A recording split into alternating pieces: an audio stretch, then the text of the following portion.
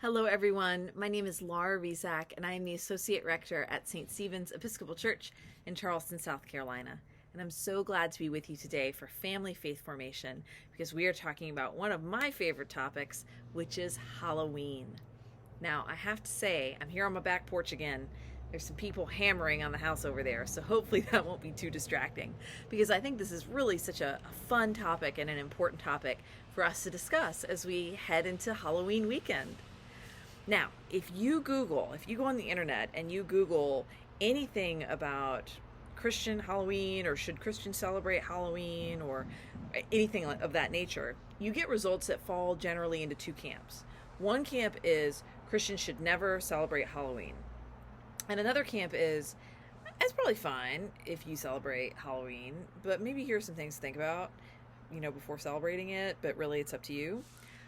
I have to say for me, and I'll only speak for myself, I am firmly in this camp, and I'm actually kind of over here because I love Halloween, and I think everybody should celebrate it. As long as it doesn't violate any deep-held conviction that you have, I think that it's a fabulous and fun holiday. And so I wanted to talk a little bit about the history of Halloween, and then just a couple of suggestions that I have for how to observe it with your family. So first, a little bit about the history. The people that are in this camp that don't believe that Christians should be celebrating Halloween generally say it's because Halloween has its roots in a pre-Christian holiday called Samhain. Now, there are people who celebrate Samhain now, our brothers and sisters who follow the Wicca religious tradition and other traditions like pagan traditions and so forth. So they have their festivities, and I'm not talking about that just because I don't know an awful lot about that. I have read a little bit about some of the roots of Samhain, some of these pre-Christian roots that people are pointing to. So they say, well, it's that holiday, just rebranded, and so Christians should have no part in it because it's not really a Christian holiday. Well, what I say to that is there's plenty that Christians do that are rooted in pre-Christian tradition. What happened is as Christianity expanded out from Palestine and was adopted by people living in very different cultures, those people in those cultures didn't just let go of their folk traditions or of their spirituality that was informed by their local context. They combined their spirituality and some of their understandings with the Christian story in a way that I think was largely complementary. So there are many things that we do as Christians that are pre-Christian, like Christmas trees. That is a pre-Christian tradition. The date of Christmas being December 25th, that's pre-Christian. The reason why that date was put there. So I don't accept the argument that just because it's has pre-Christian roots that it can't be part of our religious tradition in a really faithful and healthy and life-giving way. All right. So Samhain was the original practice, and then Christianity moved in. There's a major principal feast of the Christian year that happens on November 1st called All Saints' Day. Now, here at St. Stephen's, because All Saints' Day is on a Monday this year, we're transferring it to November 7th. We're going to observe All Saints Sunday on November 7th, but the actual All Saints Day is November 1st. That's the day. And so an old word for saints way back in the day was hallows. All right, so hallows used to mean saints. So November 1st was All Hallows Day back in the day. All right, so instead of All Saints, All Hallows. So that meant that October 31st was All Hallows Eve. Or if we said it real fast and with an accent, maybe it becomes Halloween, right? Just like we have Christmas Eve for Christmas, same idea.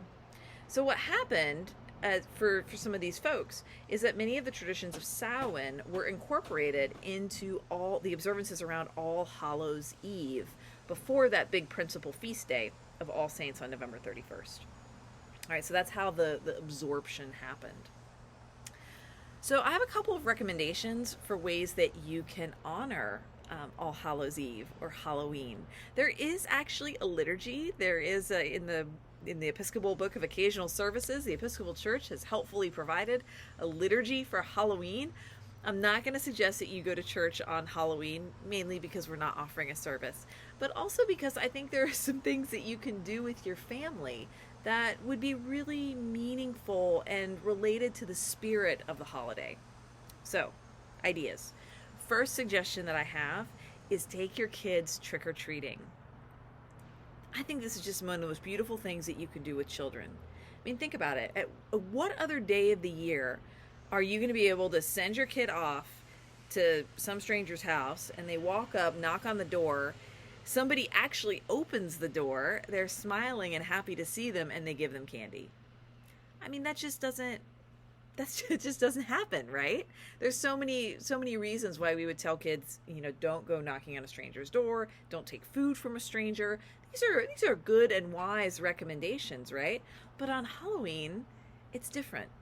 And isn't it a beautiful sign of the way the world could be if we all lived as neighbors, if we all treated one another like brothers and sisters, like children of God?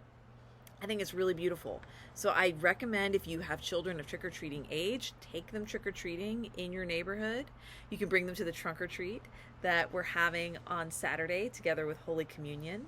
And if you don't have kids trick-or-treating age, or even if you do, after you're done trick-or-treating, hand out candy at your house. You can talk about that kind of hospitality and generosity from the other side of it, right? I think anytime that we can open up a conversation about what it means to be loving and generous to our neighbors, it's a worthwhile one. Okay, so trick-or-treating, super important. Second reason why I think that Halloween is an opportunity for us to talk about our Christian faith is because at Halloween we have a real sense that the spirit world is in motion and around us and active. Most of the time, even if we have a strong faith in God and the Holy Spirit and the communion of saints, it's just not an everyday lived reality for most of us. We get busy. We think about other things, right? It's normal. So on Halloween, because we are so conscious of ghosts and ghouls and beasties, it's an opportunity to talk about the world of spirit. You remember when I had a video about the Archangel Michael from Michaelmas in September, and I talked about how angels were those things that go bless in the night. Well, to talk about that, we can talk about things that go bump in the night.